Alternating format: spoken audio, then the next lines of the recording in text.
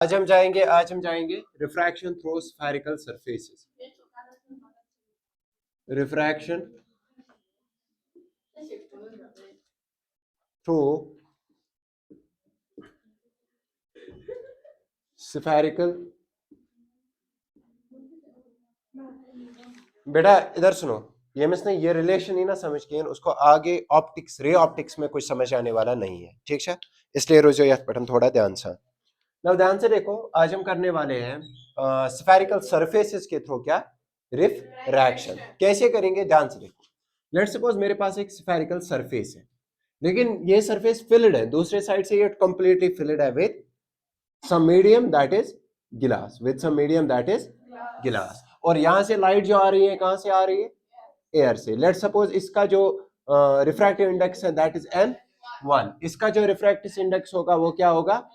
n2, ठीक है? या यथ वन बाय n रेयरर, यथ वन बाय n डेंसर। अच्छा समझो अकबर, ठीक है? चलो अब ये जो लाइन इसके बीच में से पास हो जाएगी, ये कौन सी लाइन कहलाई जाएगी?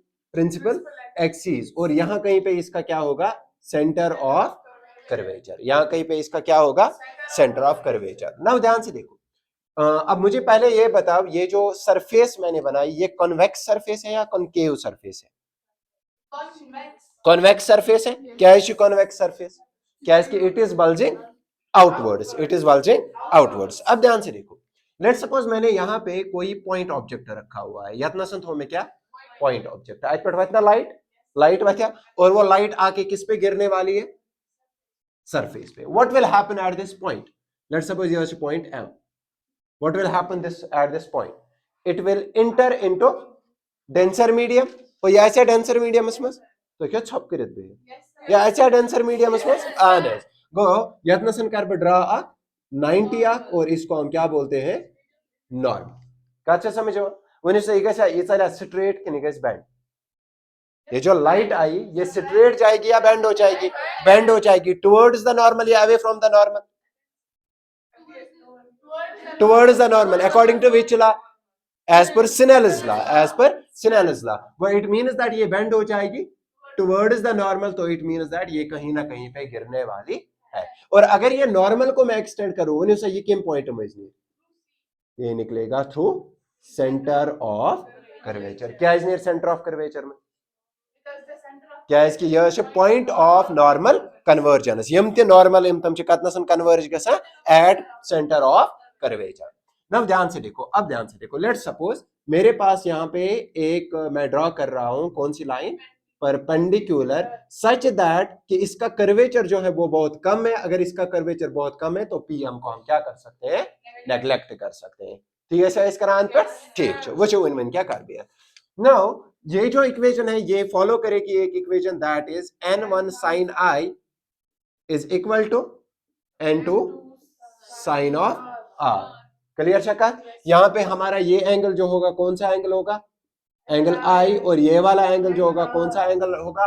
R। लेट सपोज इस एंगल को मैं नाम देता हूं X, इस एंगल को मैं नाम देता हूं Y, और इस एंगल को मैं नाम देता हूं Z। क्लियर शक्का? क्योंकि इसको हम अल्फा बीटा गामा रखते थे तो सतत अल्फा बीटा गामा आई, ठीक है? दैट इज व्हाई यथ वाइस नाउ x, यथ वाइस नाउ y, यथ वाइस नाउ z, ठीक है? नाउ अब ध्यान से देखो, लेट्स सपोज जो हमारा I और R है, I और R they are very small. यम सातन ते एंगल वरिया स्मॉल आसान जो वने सा ट्राइगोनोमेट्रिक रेशियो कुछ ये गसा। ट्राइगोनोमेट्रिक रेशियो जो है ना वो कन्वर्ज कहां की ओर होता है? Towards the value of the angle. एम को मतलब इनको यू साइन I बाय ने, so I is nearly equal to I, यू से sine R I, so I is nearly equal to R। तना सोन सिनेलस ला क्या बनते? n1 I is equal to n2 R। अब हमें किस चीज का वैल्यू चाहिए? हमें एक तो चाहिए I का वैल्यू, दूसरा चाहिए R का वैल्यू। वो हम किससे निकालेंगे? फिगर से। किससे निकालेंगे? फिगर से। अब ध्यान से देखो, मैं इसका नाम दे रहा हूं। लेट्स सपोज यथस बनाव पॉइंट ए, यथस दिस नाव ऑलरेडी m, दिमोस m डैश, यस दिमो यथ पॉइंट अस दिमो इस नाव b, तो यथ पॉइंट अस दिमो इस नाव c। अब मुझे बता, यहां पे a पे क्या रखा हुआ है? ऑब्जेक्ट रखा हुआ है, तो इट मींस दैट यहां से पोल तक जो डिस्टेंस होगी वो क्या होगी? ऑब्जेक्ट डिस्टेंस सो आस u प्लस u आस कि माइनस u आस क्या आस माइनस u क्या ऑन द लेफ्ट साइड ये पे p पे b ताम डिस्टेंस यह कुछ डिस्टेंस b तक इट इज r क्या it is radius of curvature क्या यह कुछ point it is centre of curvature छना तले ये वनी में यह प्लस कि माइनस यह प्लस क्या प्लस अब मुझे बता यहां से यहां तक कौन सी डिस्टेंस होगी हाँ अब देखो ना ये कौन सी लाइट है रिफ्लेक्टेड लाइट है और यहां से अगर एक लाइट जा रही है जो सेंटर से जा रही है पोल से जा रही है वो अनडिवेटेड जा रही है तो ये भी आ रही है ना एक रिफ्रैक्टेड लाइन ये भी आ रही है एक रिफ्रैक्टेड लाइन तो यहाँ पे क्या बन गई यहाँ पे इमेज बन गई अगर यहाँ पे इमेज बन गई तो ये सिंपली इमेज डिस्टेंस होगा ऐसा इमेज डिस्टेंस ऐसा प्लस के माइनस प्लस क्या है plus that also resides on the right side का समझ यमो मज अकुई नेगेटिव सुकुस u का समझ अब ध्यान से देखो u v r को हम बाद में देखेंगे पहले हम निकालेंगे किसका वैल्यू एक साइन सॉरी i का और एक निकालेंगे r का ये तमचा क्लियर अब मुझे बताओ ध्यान से देखो i कहां पे यहाँ पे आखिर यथ लाइन मज बेजी कथ लाइन मज यथ लाइन मज वन अमज लाइन कुछ ट्रायंगल कंप्लीट कर ये है इंसिडेंट रे ये कौन सी रे है ये नॉर्मल है लेकिन आर कौन कंप्लीट करता है आई तो आर ना जरूरत गो गड वो एंगल आई का दरमियान एंगल आई की यथ लाइन दरमियान बे एंगल आई अमनी दोन दरमियान ना अगर बह अम जो वुचक अम करक एक्सटेंड वन अम कुछ ट्रायंगल कंप्लीट कर A M B go black in triangle A M B पहले निकालेंगे आई का वैल्यू उसके बाद निकालेंगे आर का value one in triangle A M B ध्यान सान वो वन गोपन मोन आई युस कत नेर बराबर ओत्र वोन में sum of two interior opposite angle is equal to exterior angle आई छा इंटीरियर एंगल किन एक्सटीरियर एंगल गो यह कत तेल बराबर अपोजिट दोन एंगल तला अपोजिट दोन ज एंगल कुछ एक्स बे वाई गो यह तेल बराबर आई तेल बराबर एक्स प्लस क्या बराबर क्या एक्सटीरियर एंगल सह बराबर sum of two opposite interior angles और ती ठीक अम पतन कुछ कड़न आर तला आर कत लाइन मज आर यथ लाइन मज बे आर यथ लाइन मज तला कत ट्रायंगल मज कुछ ट्रायंगल निमोन आर खतर B M C go black in triangle B M C one अत मज कुछ एक्सटीरियर एंगल अत मज कुछ इंटीरियर एंगल आर इंटीरियर है जेड भी क्या है इंटीरियर है इन दोनों का एक्सटीरियर एंगल कौन है वाई गो यथ मज नेर में तेल वाई बराबर कत नेर बराबर आर प्लस जेड मगर अच्छा वाई जरूरत किन आर जरूरत आर तला तेल वो आर कत नेर बराबर वाई माइनस जेड इसको नाम दे दो इक्वेशन नंबर 1 और इसको नाम दे दो इक्वेशन नंबर 2 अच्छा इसका रीजन क्या होगा इसका रीजन भी यही होगा now put the value of I and R in equation number चलो इसको ए नाम देते हैं इन इक्वेशन नंबर ए ठीक है चलो अब ध्यान से देखो यहां पे मैं क्या करने वाला हूं put I and R in equation first means A in equation A तला क्या है equation A n1i is equal to n2r it means that it is n1 और i की जगह मैं क्या लिखूंगा n की जगह i की जगह x plus y is equal to n2 r की जगह क्या आ जाएगा y minus z तो ये मैं लिख सकता हूं ये n1x plus n2y is equal to n2y minus n1 sorry n1y n2y minus n2z clear छका यो तमचा कंफ्यूजन कस अब देखो मैं क्या काम करने वाला हूं y वन निमक आई कैन बाकी आनक आई कैन तो इट मींस दैट ये बनेगा मुझे n1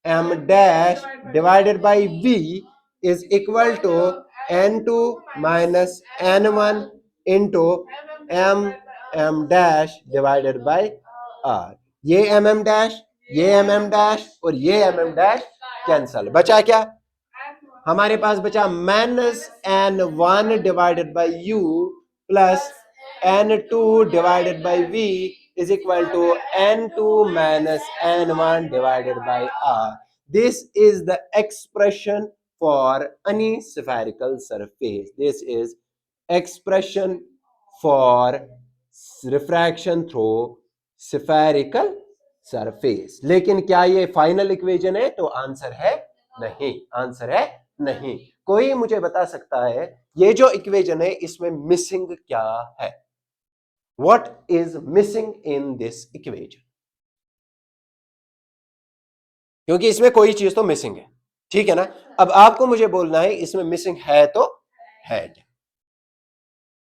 अनीवन, इसमें मिसिंग एक चीज है कि अगर आप देखोगे डायग्राम पे, डायग्राम में मैंने एक चीज शो किया कि यहां पे लाइट जो आ रही है वो एयर से आ रही है और जा कहां रही है? गिलास में जा रही है। क्या इसका उल्टा भी पॉसिबल है? लाइट गिलास से आएगी और निकलेगी कहां? एयर में।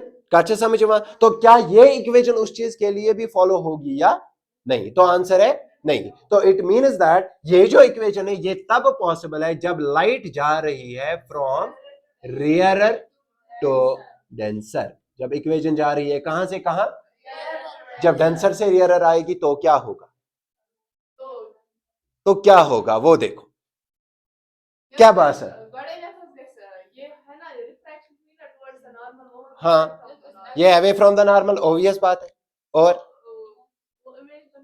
ये जब अवे फ्रॉम द नॉर्मल आएगी तब भी प्रिंसिपल एक्सिस पे कहीं ना कहीं गिरने वाली है। तो इमेज वैसे भी कहां पे बनेगी? प्रिंसिपल एक्सिस पे। चीज क्या होगा? चेंज ये होगा कि स्नेलिस लॉ चेंज होगा। काचा समझ मान, एंगल्स बढ़े या ना बढ़े, लेकिन जहां पे u था वहां पे n1 था। ध्यान से देखो, यहां पे u क्या है? Object distance. ये किस वाले मीडियम से आ रही थी? जिसका रिफ्रैक्टिव n1 था, लेकिन अब ये आएगी जिसका रिफ्रैक्टिव इंडेक्स n2 होगा। सिमिलरली v बन गई उस मीडियम में जिस मीडियम का रिफ्रैक्टिव इंडेक्स क्या था? n2। अब इमेज बनेगी उस मीडियम में जिस मीडियम का रिफ्रैक्टिव इंडेक्स n1 होगा। काचा समझ में? सिमिलरली r जो था r ये पहले था n2 माइनस n1, अब ये चेंज होके बन जाएगा n1 माइनस n2। वो अगर पे नियम for denser to rarer, denser to rarer, तो सिनेरियो क्या हो जाएगी?